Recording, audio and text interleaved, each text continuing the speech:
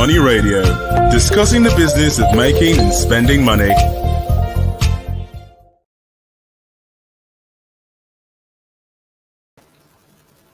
Hello there, welcome to another edition, fresh edition of the program Money Radio. Money Radio Monday is where we discuss front page news stories on our sister publication, National Economy Business Newspaper. And of course, I'm not alone today in the studio. My name is Winifred Webo, and I have with me in the studio our usual in-house analyst, Kingsley Allo. Kingsley, you're welcome to today's program. How was your weekend? Oh, thank God. Nice. So, viewers, we are going to be looking at the cover headline stories on national economy and other leading stories on the paper as well. And of course, the leading story today is Tinubu tough choices to rebuild Nigeria's economy. Tinubu tough choices to rebuild Nigeria's battered economy. That's the leading story on national economy this week. And we also have some pictures there to highlight the cover story. Have stories, pictures like youths carrying placards. We have, so generally pictures to depict the headline story on today's national economy. We also have other stories as well on the cover. Powering Nigerian economy through methanol fuel production technology. The story is on page 17 of the National Economy. Why £23 billion Nigeria-Morocco gas project is facing regional rivalry hitches. The story is on page 5. Why £23 billion Nigeria-Morocco gas project is facing regional rivalry hitches. For more on the stories, you can log on to the website www.nationaleconomy.com. And we also have another story on the strip, genetically modified food, whose business, whose health. The story is on page 8 of National Economy. And of course, for health enthusiasts, I know you want to see what genetically modified food is all about and the choices to make. Well, without wasting much time, we are going to be discussing the headline story, Tinubu tough choices to rebuild Nigeria's battered economy. Kingsley, the presidential election has just gone. That was on February 25th. It has been fought. It has been won. So what are the choices now before the president-elect, Bola Ahmed Tinubu? Well, for one, Nigeria says, for hoping that Mr. Tinubu will keep to his words. Okay. Because when you considering now the situation we find ourselves in, more Nigerians falling below poverty line now. Also look at the issue of farmer sellers clashes. You look at also inflation rate, 2.8% year on year. 133 million Nigerians living in poverty now. And then, of course, you also look at also the falling production, levels of production. Foreign exchange too, And then, of course, you look at the cost of governance. These are, quite... You are not leaving out the issue of fuel scarcity. Fuel scarcity, it's still an issue because the fuels are back. Of course. The queues, are back on the filling stations all across the nation. Yeah. So, more than anything, Nigerians are not expecting it to be as usual. Yeah, a walk in the park. A walk in the park. They are expecting that if this man should mount the saddle, he should hit the ground running. How do we fix this thing to get back on track? As rightly pointed out on the cover, the economy is already battered. When I mean battered, it's hemorrhaging. But then again, that is why we have a new government. They are not coming there to complain. They are coming there to see how they can find solutions to the problems we have now. And that is why in the first place, they say they want to rule or lead.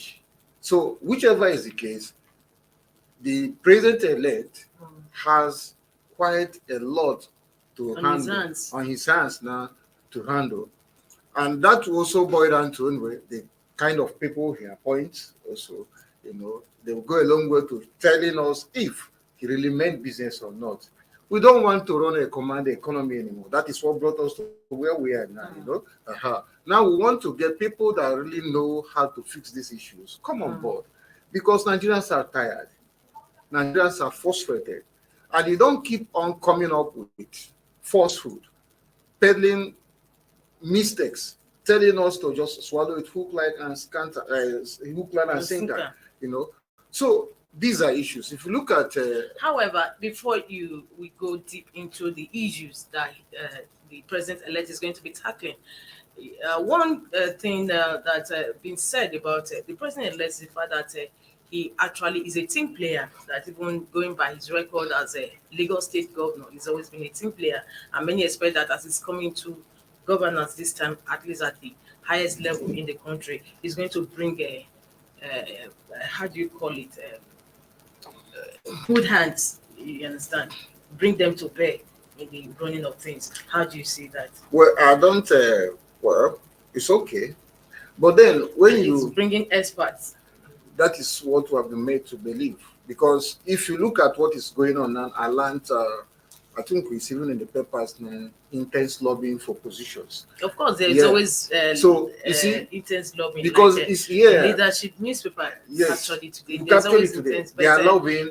But many praise him for the fact that he's a team player and could actually get the best hands to run sectors of the economy. Yeah, I just if want it's you not to going speak- to be I just about want you to speak to that. Yeah, but I think he can really, I mean, try if only he's able to get the good hands on boss. Technocrats, not Yes, like you are technocrats. compensating people that helped you during elections and all those kind of, you know.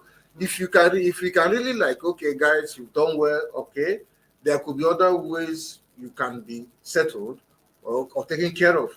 But right now, we need a good team.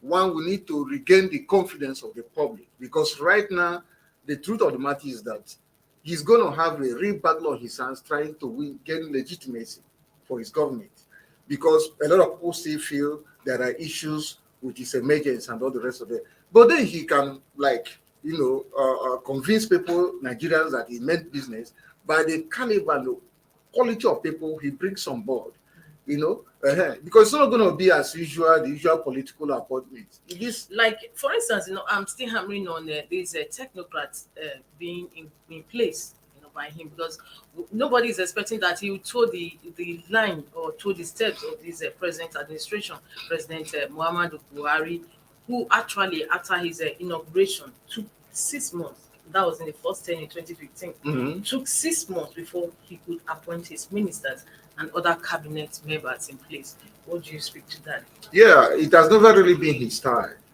And you know, after 2019, to the same set of people automatically also came on board with President Muhammadu Buhari, with just few of them being dropped. Yeah, what the thing now is that people are worried that the same crop of people that are in Buhari's government may spill over into this new government, you know. So it's just like having an old wine in a new bottle. But you know, going by the kind of person the president-elect is, do you really think that he will actually toe that line? People see him as his own yes man, you know? Well, I don't know. But I know that if he really wants to convince Nigerians, if he really wants to calm frayed nerves at the moment, he really has to address some key issues. And this is where the cover of the paper comes to play here. You know, you have to look at the issue of fuel subsidy. Yeah. You also look at the issue also of all these dead assets, all the 4 refineries. Every day they are saying they are doing turnaround maintenance and using that as a means to good 8 years. They frittered away funds. Administration. They are doing turnaround maintenance. All those refineries, using that as an opportunity to fritter away money, cream off money. Or look at Ajokuta Steel Complex. That one has become an eternity question now. A conduit pipe. These are dead assets. These are complete dead assets. Anyway, just before we go, because I just want us to, you know, take our break. When we come back, we are going to be looking at issues, talking about the issue of fuel subsidy. The president-elect did say on several occasions during the campaigns that he was going to remove the fuel subsidy. He said, oh, you can protest all you like, but I am going to remove fuel subsidy. It's not an option. There's no alternative to that. He said, and I know I'm going to be the president of Nigeria. So don't go away, viewers. We are going to be taking the issues critically one after the other. Until we come back, second half. Don't go away. Stay tuned.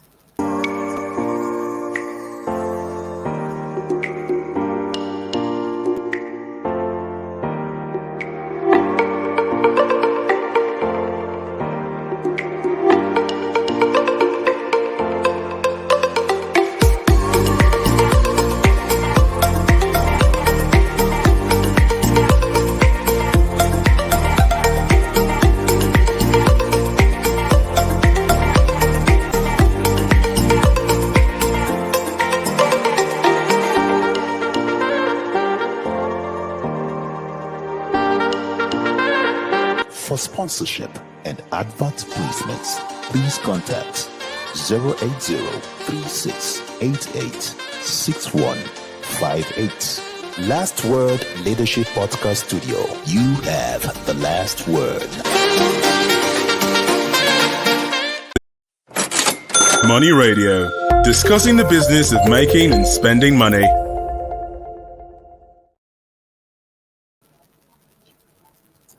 Yes, welcome back. In case you're just joining us, this is Money Radio on Leadership Television. This is where we discuss front page leading stories on our business paper, National Economy. And my name is Winifred. Whoever with me in the studio is always around. He is the editor of National Economy, Kingsley Alu. Kingsley, thank you so much once again. Now we'll be discussing the cover story of this week's National Economy, which has as its leading story, Tinubu, let's have a national economy again on our screen. Tinubu, tough choices to rebuild Nigeria's battered economy.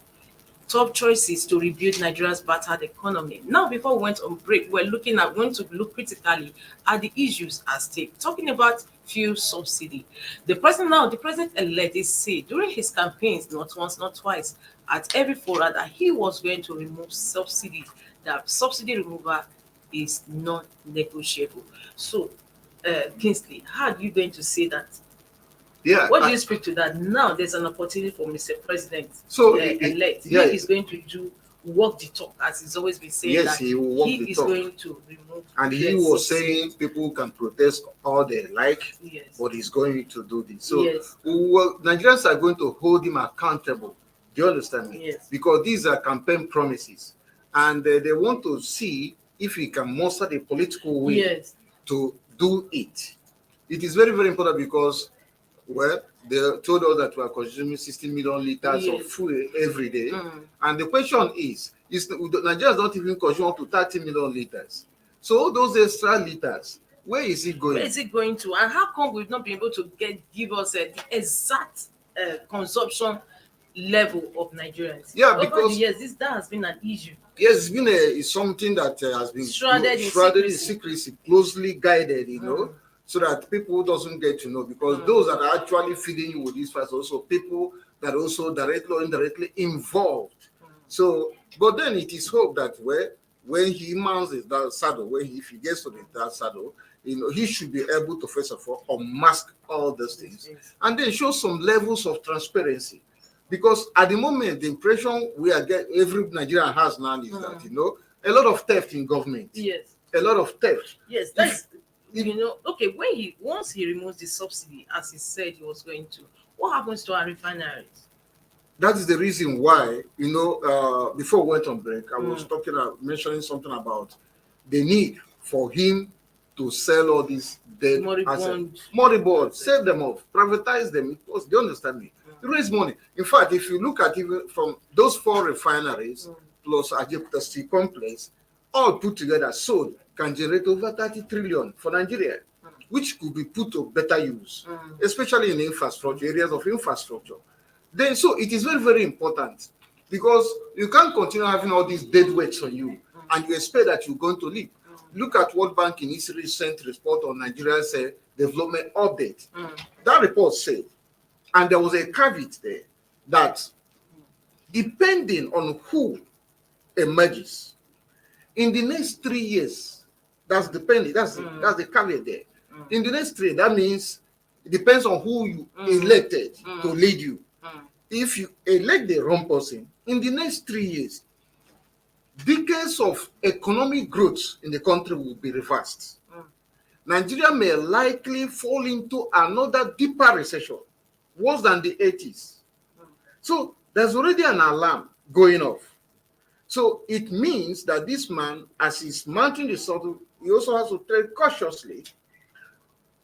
It is important, first of all these dead weights, take them off. However, talking about this fuel subsidy removal, Nigerians are not actually, that means what eventually irritably means is that Nigerians are not actually going to have it easy in the first years of his administration, because given the inflationary rate and food scarcity, how do you call it? Food security issues on our hands. In other words, things are going to be worse. So Nigerians are actually going to tighten their seatbelt, because it's going to be a tough ride. Yeah, at least in the next few years. You know, one thing, it's no longer news that Nigerians are already preparing for it. They are tired. For instance, go to filling stations now, you can see long queues. Yes. The news is that we are consuming 60 million liters of fuel every day. Nigerians already know it's not going to be like before. Already you know the price of a liter of fuel right now. Yes. And they are just telling you, we need to stop it. We need to also encourage global players to come on board. Yes. The moment they come on board, initially it's just the usual law of demand and supply. At the first instance, it will appear it's too high. After a while, to stabilize. Yes, water will find its level. But before it stabilizes, it's actually not going to be easy on Nigerians. It has never been. Attendant consequences on every other sector. Talk about transportation, talk about food, and talk about every other thing connected to this fuel, fairly central. So at the end of the day, this incoming administration, we have more Nigerians suffering more under it.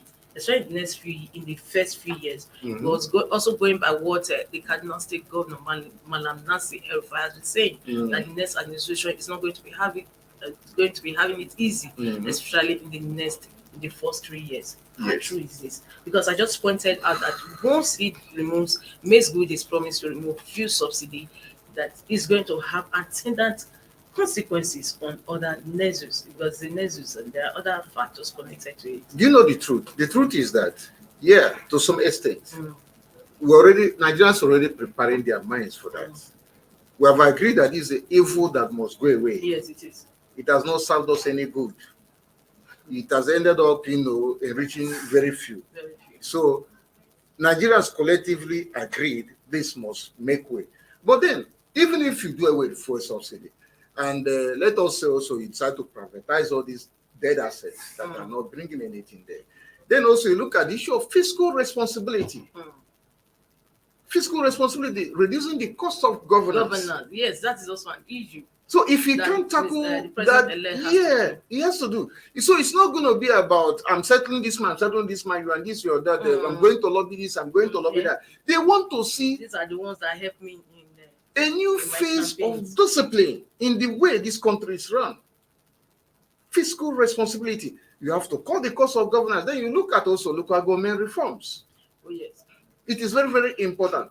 But luckily, I think we have a APC dominated National Assembly. It should be able to do it, because there's been a lack of political will in these local government reforms. Even though President Muhammad Buhari did put his foot firm that he was going to be paying local government direct, but nothing has been seen there.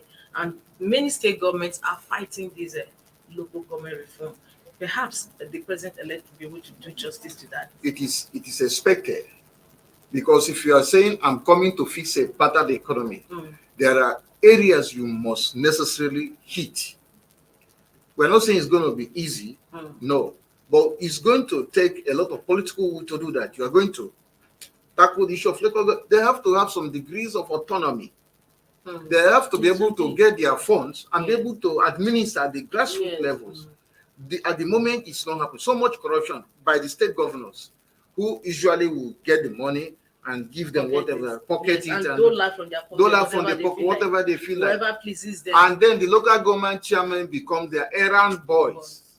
So that era, if you are really looking at getting a new Nigeria, That era must be done away with. And then, of course, you also look at the Oresel report. When we're talking of cost of governance, also look at the Oresel report multiplicity of agencies, MDAs doing the same thing. So they need to be collapsed. You know, a lot of monies will be saved. And perhaps, now that you mentioned the Oresel's report, perhaps the first time as the president-elect steps into office, there's no better time than now for him to actually carry it out. Yeah. Because he's been elected, so he's not stepping on anybody's feet. Don't you think?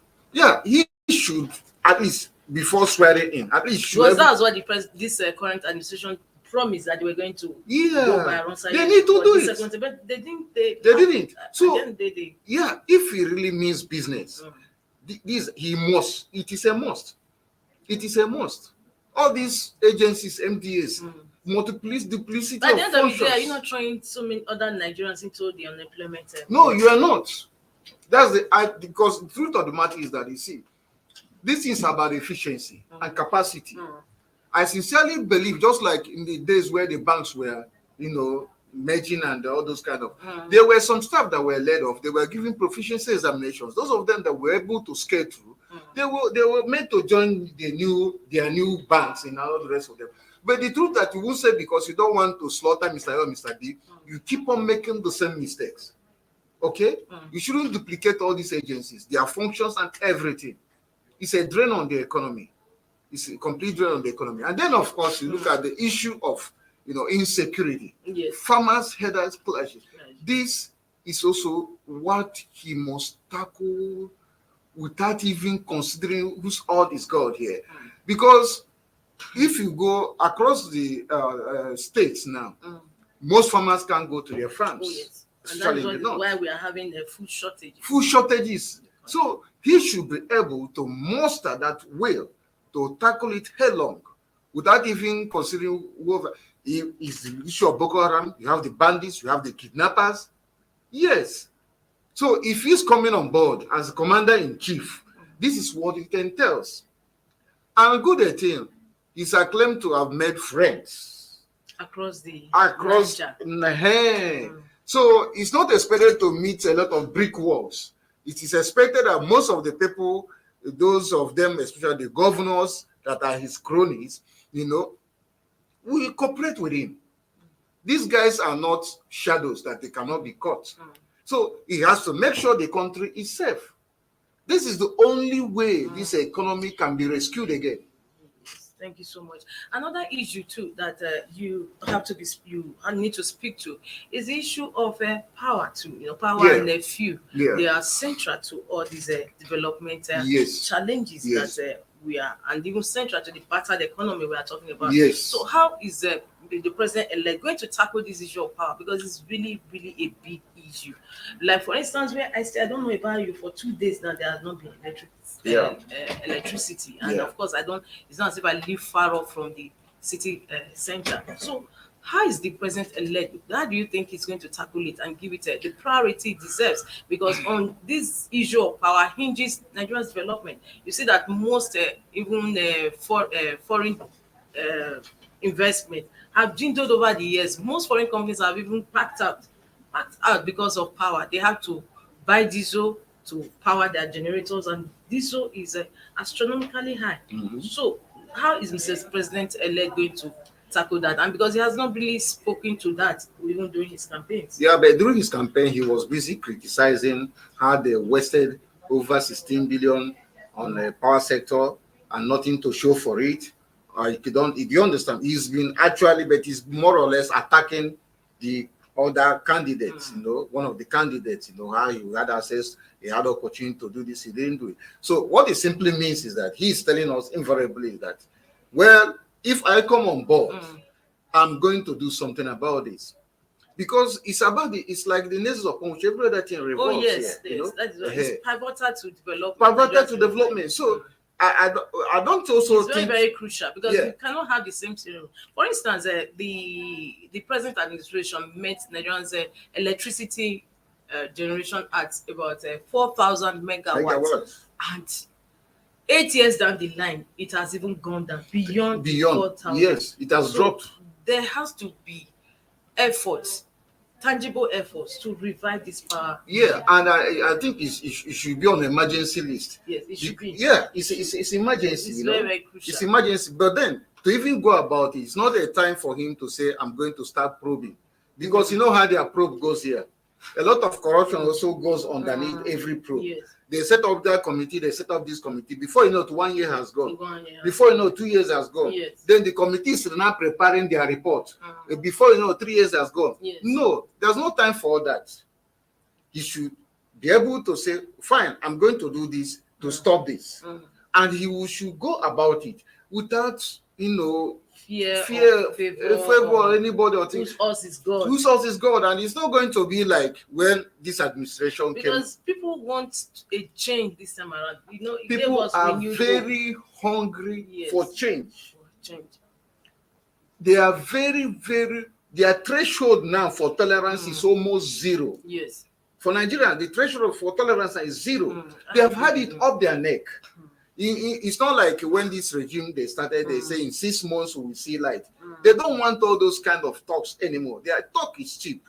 So I think that he has to face it head-on and tackle that. So if he can even solve that problem alone, it has a way of also, building confidence in the economy. People will know, at least if I'm coming as a foreign investor, for instance, I don't need to bother myself by wasting money on diesel or buying fuel on big generator, all these mechanical generators. No, because this is the starting point. Yes, it's certainly the starting point. Yeah, and if you can get it right, you notice the prices of goods will automatically drop. Yes. But right now, let's watch and see. But it's not going to be like business as usual. Because, like I said, our people's threshold for pain now is almost zero. Tolerance level now almost zero. Wow, thank you so much for that. Well, viewers, time is against us, and we'll be getting signals from the production crew to end the program. And this is where we end today's program on Money Radio. We've been talking on the cover story of national economy, Tinubu, tough choices to rebuild Nigeria's battered economy. Don't forget, same time, same station next week is another day. Kingsley, thank you. Look forward to seeing you next week. Now remember, Winifred Ugbebo. See you. Bye. Bye. Thank you for watching. For sponsorship and advert placements, please contact 080-3688-6158. Last Word Leadership Podcast Studio. You have the last word.